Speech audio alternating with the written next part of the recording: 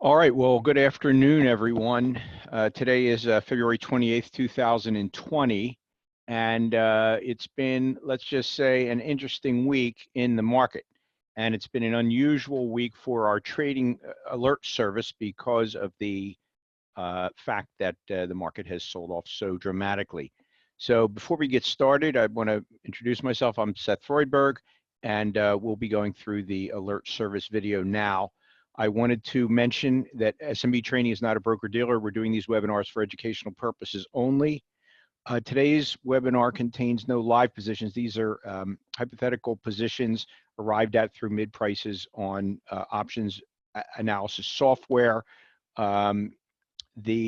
Therefore, the trades are not subject to the market factors of liquidity, slippage, and commissions.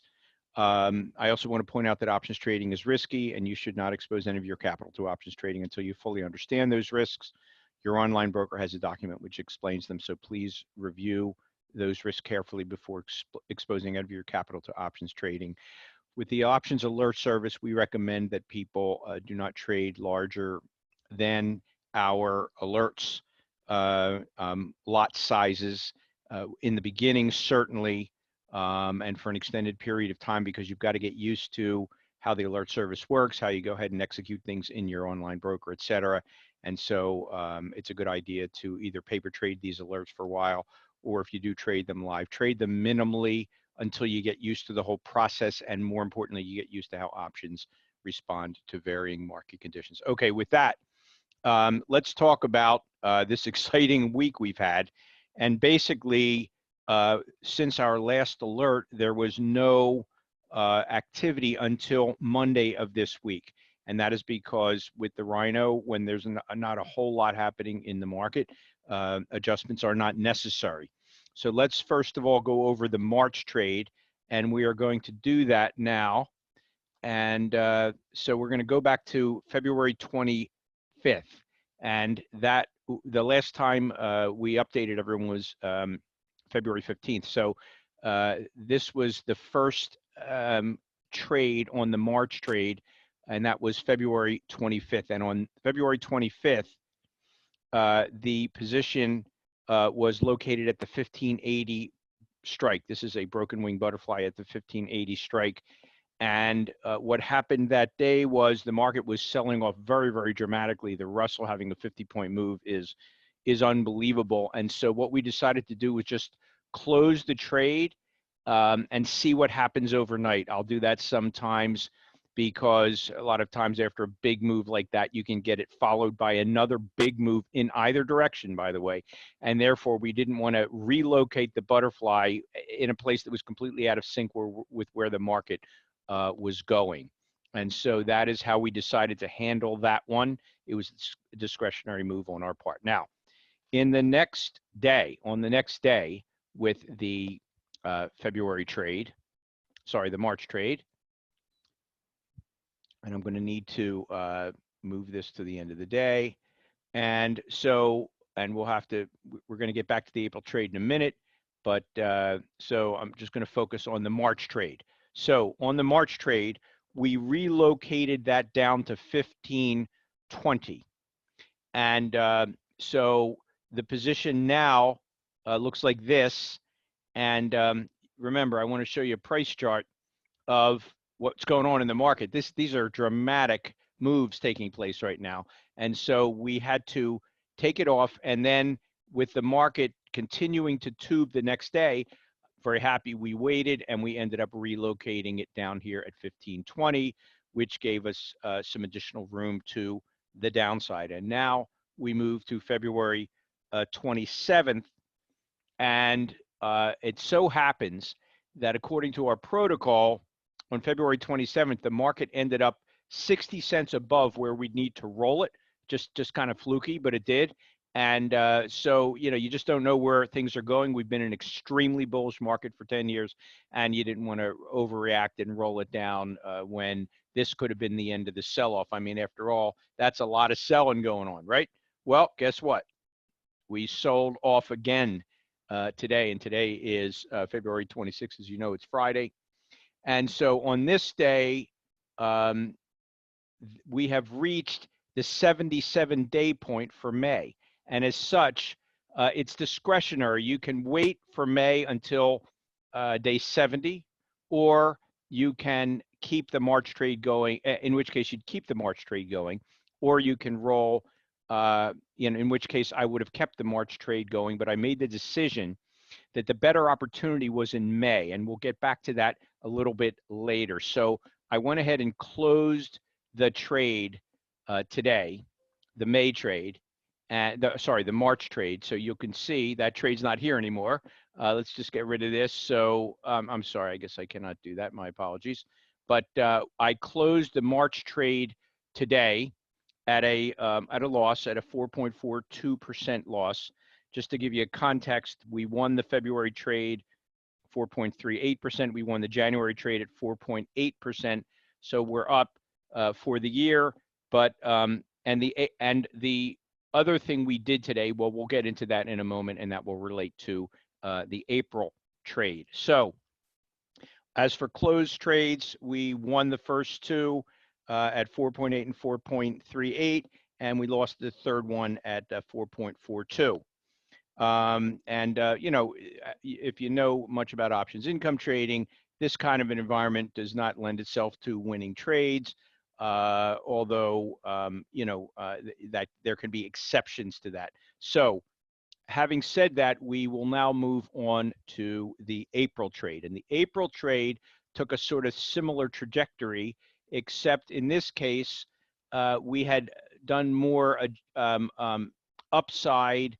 There was a single upside adjustment that was made, so that had to be removed, and we'll go into that in a minute, if you recall my last video. So let's take a look at the April trade, and that would be trade number 7 according to my system here. So I want to move to 1:45 in the afternoon. It looks like my apologies. Yeah, that's right. So at one point during this day, we had on, let's go back to the previous day so you'll see what I'm talking about.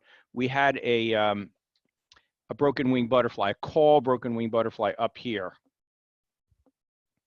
And you'll see that on the April trade. Let's just focus on April here. So that's the April trade. So we just pulled that off the next day because the market, if you remember Monday, the beginning of this unbelievable week, Monday was really when the market started to really fall off with ferocity. And so we pulled that call broken wing butterfly off on Monday. And then on Tuesday, in 2 pieces, and this is a learning experience for you, with the Rhino, when you're in 2 broken wing butterflies like you are down here in this structure, and I'll show you the structure in a minute so you get a chance to see how this works. So when you're in this downside structure, then you'll see that the you've got 2 broken wing butterflies here. I call it the nuclear power plant look, but it really is 2 separate broken wing butterflies superimposed upon each other. So with the Rhino, in the first stage, you pull off the top broken wing butterfly when the market's selling off. So at 1:45 that day, approximately, we went from that position to, now you'll see one of the broken wing butterflies disappear. There you go. See, it just disappeared. And now we only have a single broken wing butterfly. And at that point, then the market continued to sell off on this Tuesday, which was another, monster down day. And so we continued to, in this case, we just pulled it off. Because again, for the exact same reasoning as I mentioned, relative to the March trade, we didn't want to come in the next morning and then have the positions completely out of sync with where the market was. So I will sometimes take the trade off and roll it the next day, meaning do the roll in 2 separate pieces, do the deletion of the first trade and then roll the second, and then place the second trade the next day. And that's exactly what we did with the April trade and March trade, and that is what we are now doing with the April trade. So Next is Wednesday, February 26th, which is taking time to load for some reason here. And so on that day, on the 26th, we reinstated the position at the 1530 level. At this point, the market had been selling off very intensely. And so we had to just keep rolling this guy down. And so we repositioned it. And then we hit Thursday. And Thursday,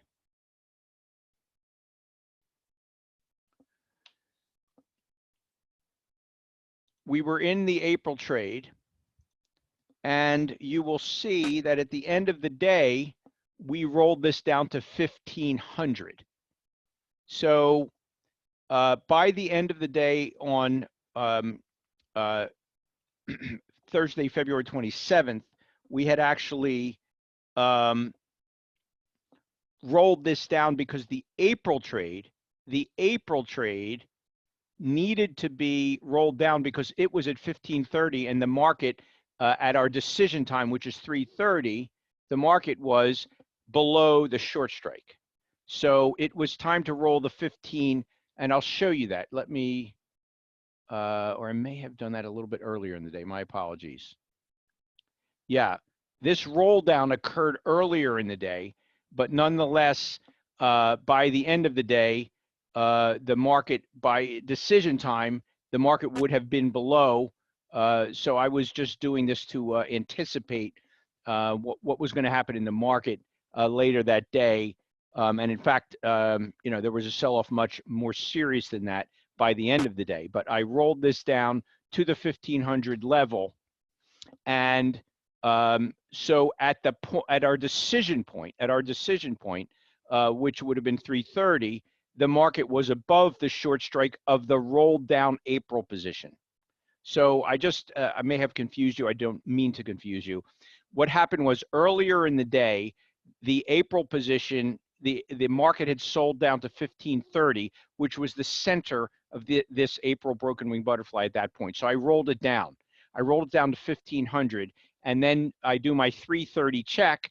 And when I do my 330 check, I'm not past my short strike, so my protocol is not to roll it down. Okay, so now finally we are in today, and what has happened today is we just took this off in the morning because if you look at what happened at the end of the day yesterday, there was a very serious sell-off going into the close. And so we got way below our short strike, but that happened too late in the day for us to respond to it. We are only going to respond around 3:30 on these trades because we need to give everyone time to respond to, you know, to roll the trade down.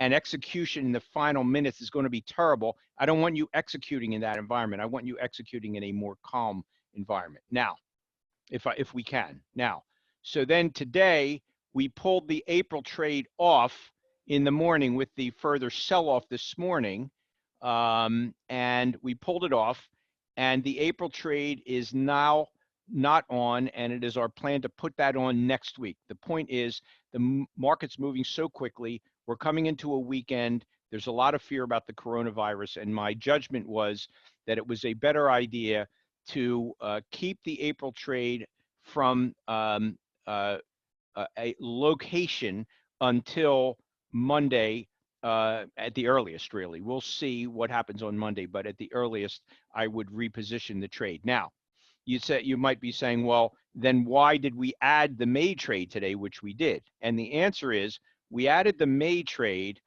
because it was such a bargain that it was unusual. The VIX is now close to 50. That's extremely high. That's one of the highest readings you're ever going to see. As a result, we were able to get into this trade for a credit. Normally, a Rhino, when you first get into it, it could be a debit of, you know, $2.50. It can be a debit of 180. Today, it was a credit of 90 cents. And so it's a tremendous bargain. And what it really means is to the upside, you know, there's no risk here. If the market bounces, there's no risk on this trade at the moment. If we, of course, if we restructure it, other risks can enter. So it was a tremendous price. And so we figured, hey, let's take the chance. If we've got to roll it down again on Monday, we got in such a great price that it won't be too harmful. If, on the other hand, the market bounces, this position, you know, could look very, very attractive. So it was a opportunistic decision to close the March trade, and instead of keeping in the March trade for another week, which we had the option of doing, I thought the better thing was to take advantage of this unique pricing opportunity with the VIX so high. I want everyone to see something about the VIX. Let me close this up. And I guess I need to go ahead and close. Okay, so we went over March, April, and now we went into the May. And by the way, the May is centered at 1430, if you can believe that. I mean, there was the rut pushing up around 1700 not that long ago, a couple of weeks ago. And now we're down at 1430. It's an unbelievable sell-off. But I want to show you something about the VIX. The VIX, my friends, and there is actually an index for the, look what happened here, went all the way back for some reason. Okay, it's going crazy. The VIX, all the index volatility measures, you know, more or less go in sync. I like to focus on the VIX just because it's what everybody looks at. There is another thing called the RVX, which is really more focused on the Russell 2000 index. But at this point in the market, everything's kind of moving, you know, in the same basic direction. And so take a look at the price of the VIX right now. I want you to look at that compared to the Christmas time in 2018 with that unbelievable spike that occurred there. This has exceeded that, okay? This has exceeded that. In fact, this is not really showing the correct numbers. The VIX is, we got to wait for the numbers to fill in because the VIX is actually higher than that. I don't know why we're not getting VIX numbers. Just a second here. We're just not getting good numbers at this moment. Anyway, the VIX is up. Here's another thing I can do. I can bring you my Thinkorswim chart, and we'll maximize the sell. And so you can see the VIX is was up as high as 50 today. It's dropped, quote, dropped to 47. Let's take a historical look at that. Let's go back about 3 years. And you can see the VIX is now, it's as high as it gets, guys. It's at 50. That often, not always, but often is followed by a bounce. Not always. Every case is different, but, you know, I wouldn't be shocked to see a bounce. So that's where we are right now in the VIX. And that is what gives rise to these goofy situations where you can actually buy a broken wing butterfly for a credit.